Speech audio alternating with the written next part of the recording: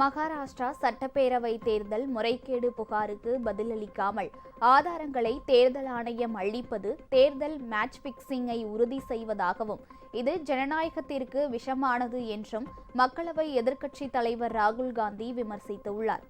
மகாராஷ்டிரா மாநில சட்டப்பேரவை தேர்தலின் போது 5 மணிக்கு மேல் அதிகப்படியான வாக்குகள் பதிவானதாக தேர்தல் ஆணையம் அறிவித்ததன் மூலம் முறைகேடு நடந்திருப்பதாக தொடர்ந்து விமர்சித்து வரும் ராகுல் காந்தி, வாக்குச்சாவடிகளில் மாலை 5 மணிக்கு பிறகு பதிவான வீடியோ காட்சிகளை வெளியிடுமாறு வலியுறுத்தியிருந்தார்.